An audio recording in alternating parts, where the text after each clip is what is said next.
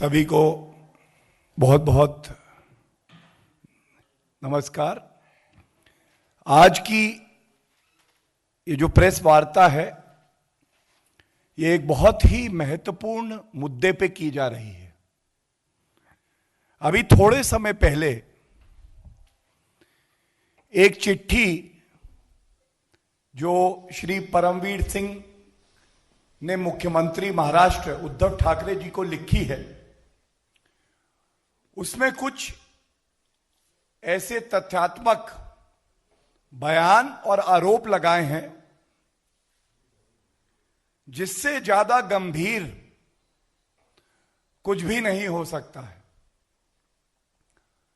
और जब मैं इस प्रेस वार्ता के लिए आ रहा था, उससे पहले श्री देवेंद्र फडणवीस जी, पूर्व मुख्यमंत्री महाराष्ट्र, ने भी एक वक्तव्य दिया है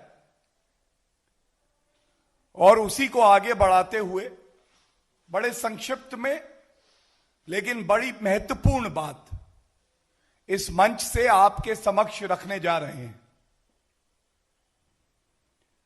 आजाद भारत के इतिहास में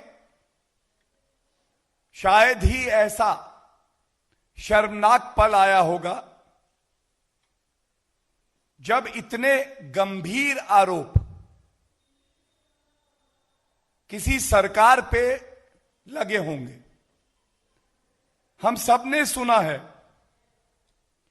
कि एक सरकार की जिम्मेदारी होती है, वो कर वसूली करती है। कर वसूली इसलिए की जाती है कि जो टैक्स कलेक्शन होगा उससे आम जनता का भला करेंगे। लेकिन महाराष्ट्र की भ्रष्टाचारी सरकार जो है वो जबरन वसूली कर रही है। उसका टैक्स कलेक्शन पे ध्यान नहीं, उसका एक्सटॉर्शन कलेक्शन पे ज्यादा ध्यान है। और इस मंच से हमारी ये बिल्कुल स्पष्ट मांग रहेगी कि महाराष्ट्र के गृह मंत्री इस्तीफा क्यों नहीं दे रहे। हमारी यह भी मांग है, ये जो वसूली रैकेट अपनी तिजोरियां भरने के लिए महाराष्ट्र की सरकार चला रही है,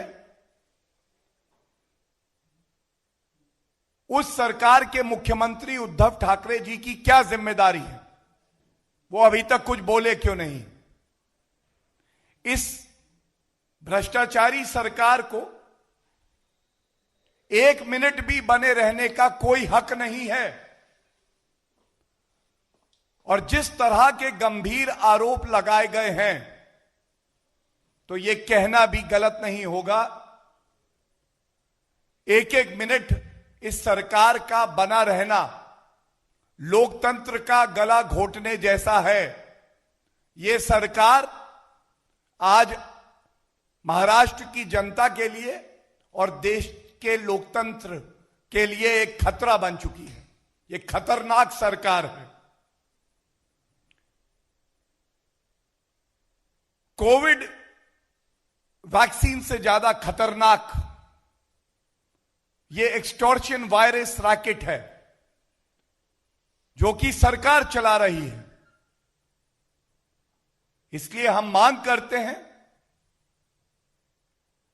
क्योंकि महाराष्ट्र के गृह मंत्री का नाम भी इसमें आया है, श्री अनिल देशमुख जी का, इसलिए आवश्यक है इस पूरे प्रकरण की निष्पक्ष जांच होनी चाहिए।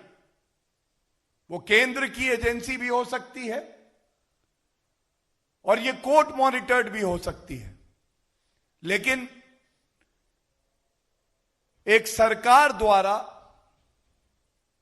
अगर अपनी तिजोरियां भरने के लिए एक वसूली रैकेट चलाया जाएगा, तो ये कतई महाराष्ट्र की जनता बर्दाश्त नहीं करेगी। और यह आवश्यक हो गया है बिना एक मिनट का समय गवाए मुख्यमंत्री जवाब दें कि यह जबरन वसूली कैसे हो रही थी,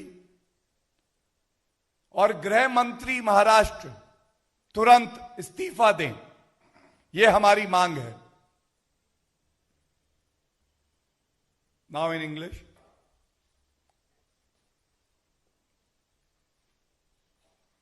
The Maharashtra government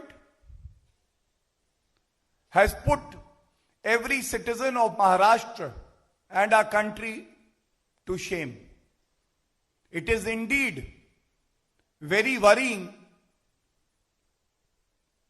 that an elected government, rather than protecting the citizenry of Maharashtra, the people of Maharashtra, decides to extort money to fill in their own coffers.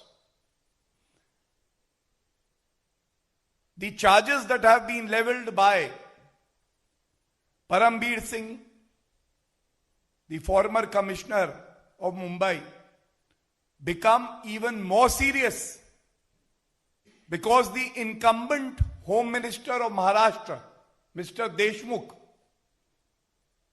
has been charged that he was at the helm of affairs of this extortion racket being run by the government of Maharashtra. The Chief Minister of Maharashtra, Mr. Uddhav Thackeray, remains a mute spectator, has not spoken a word. Is Maharashtra government not accountable to the people of Maharashtra? We make it very clear that such a corrupt government, such a criminal-minded government, has no right to stay in power even for a minute. We demand the immediate resignation of the Home Minister of Maharashtra. Our second demand is an independent probe by an agency not controlled by the Maharashtra government. Even a court-monitored probe